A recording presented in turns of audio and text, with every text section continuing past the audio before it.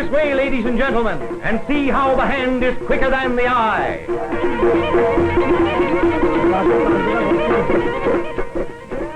As far back as history goes, we find that conjuring and magic tricks have always fascinated human beings of all ages and of all classes. Little boys and big boys, young boys and old boys with long whiskers, even little girls, stare wide-eyed at a magician when he is performing tricks. Watch this Arab faker now and see if your eyes are as quick as his hand. Here he is, right out in the open, where he can't have any trap doors or mirrors or trained Confederates to help him. I tell you, he's got to be good. Now, how on earth did he get all those flags into his mouth at the same time? You tell me. You know, I think they ought to send him to the Geneva to do some ballyhooing for the League of Nations. Say, his mouth must be like the subway, always room for one more. Now what's he up to? Oh, I see. He's showing us how to reduce the high cost of living by getting eggs without having to buy them from the grocers. I calls it unfair competition, I do. This is a good trick. Watch it closely. The magician pulls out yards and yards of cotton string and breaks it into many, many little pieces. Then he sets all these pieces on fire. To make them burn faster, he blows on them. Well, I guess that's the end of that string, all right. That's what you think, he says. For the string is in one piece again, and it doesn't show any trace of the fire. Believe me, that's some trick.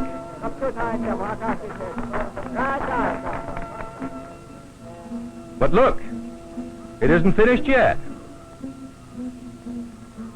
When a magician rattles a box and plays a tune on his magic flute, there is sure something doing.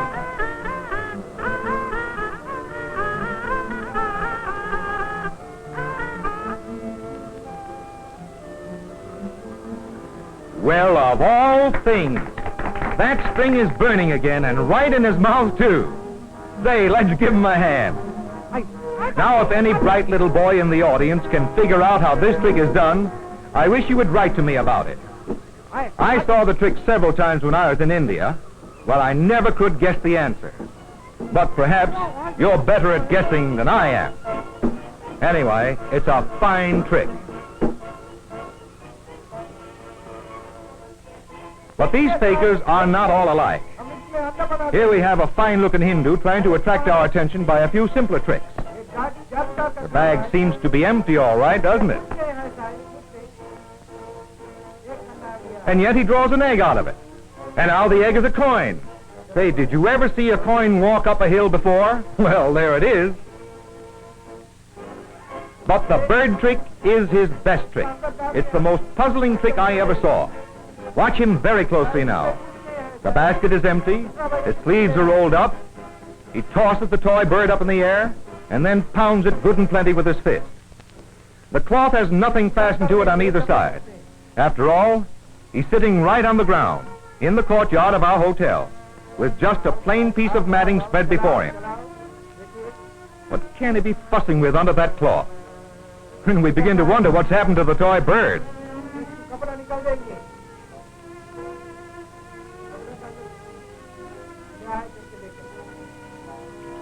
Well, can you beat it? A whole flock of birds, and they're alive, too. Oh, yes, very much alive. But when the magician calls, back they come. That's another mystery that I was never able to solve. There is no monkey business about this trick. It's all goat. And it just shows how clever a goat can be when a man has the patience to train it. I wonder if a man would keep his patience if some slick circus fella tried to get his goat.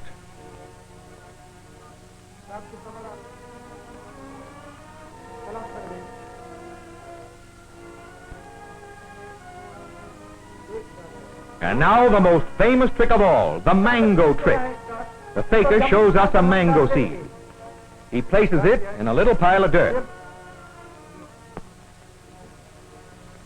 And he waves his magic wand in circles.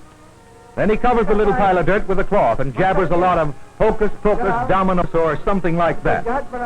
This is one of the most popular tricks in the East. Every traveler to India has seen it and been mystified, just as I was. It's always performed in the open air without the help of any apparatus.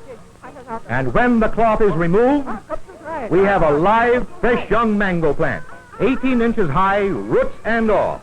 Explain that one if you can. I can't.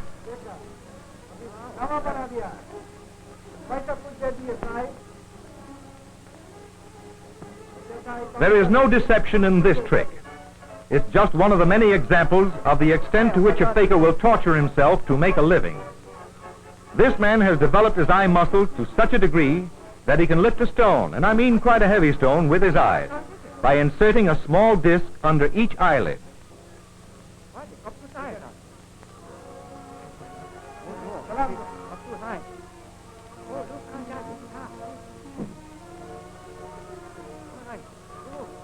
Oh, it's easy enough to see how he does it, but it's hard to understand how he bears it.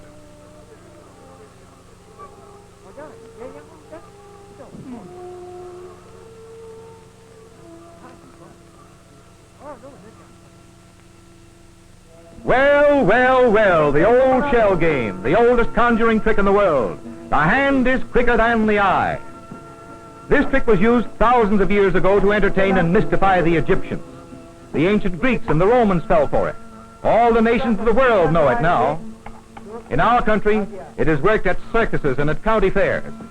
We all know how it's done, but the performer is so quick in his motions that we are usually fooled when we try to guess under which cup the dice or the pellets are to be found. Many of us have bet money on the issue, but most of us have lost. This faker is quite the smoothest and fastest actor I've ever seen. I watched him many times just for the sport of it. I made all kinds of bets with myself, but I always lost.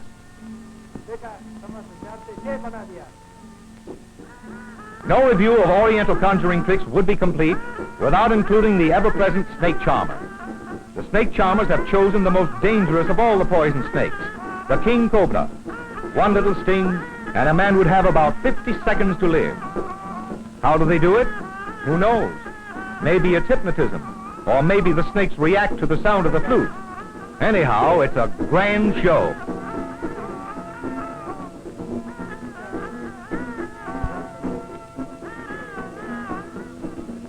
And so, with an eye full of magic and an ear full of weird music, we're going home to see if we can figure it all out.